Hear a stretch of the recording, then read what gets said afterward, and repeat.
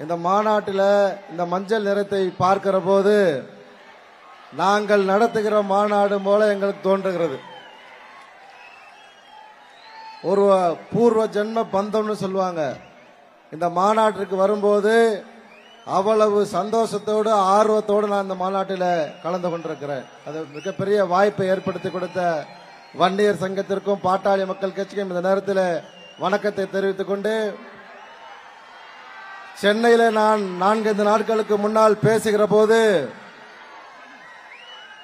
தமிழகம் முழுக்க ஆர்ப்பாட்டம் நடத்தியிருக்கிறோம். தலைநகர் சென்னையிலே நாங்கள் ஆர்ப்பாட்டம் நடத்தவில்லை.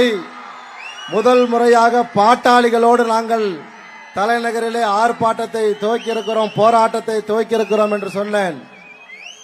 ஐயா அவர்களுக்கும் பாட்டாளி மக்கள் கட்சியினுடைய தலைவர் அண்ணன் அன்புமணி ராமதாஸ் அவர்களுக்கும் மத்திய தமிழகத்திலும் தென் தமிழகத்திலும் சாதி வாரி கணக்கெடுப்பு நடத்துவதற்கு அந்த 10 மாவட்டங்களை எங்களிடத்திலே தாருங்கள், மிக சிறப்பாக அந்த ஆர்ப்பாட்டங்களையும் போராட்டங்களையும் நடத்துகிறோம் என்று நாங்கள் சொன்னோம்.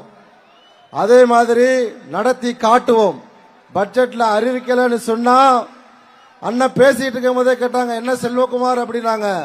அந்த வார்த்தைக்கு நிச்சயமா மத்திய தமிழகத்திலும் தென் தமிழகத்திலும் மிக பெரும் கூட்டத்தை கூட்டி சாதி வாரி கணக்கெடுப்பு நடத்த தமிழக அரசை நிர்பந்தப்படுத்தி சாதி வாரி கணக்கெடுப்பை நடத்த வைப்போம் என்பதை இந்த மாநாட்டில் கூறிக்கொண்டு, அதே மாதிரி நாங்கள் நடத்துகிற ஆர்ப்பாட்டம் போராட்டத்தில் பாட்டாளி மக்கள் கட்சியும் வன்னியர் சங்கமும் எங்களோடு கைகோர்த்து தமிழகத்தினுடைய அனைத்து பகுதிகளில் நிற்க வேண்டும் என்ற நேரத்திலே கூறி, எங்களுக்கும் இந்த மாநாட்டிலே வாய்ப்பு கொடுத்த அண்ணன் அவர்களுக்கும் ஐயா அவர்களுக்கும்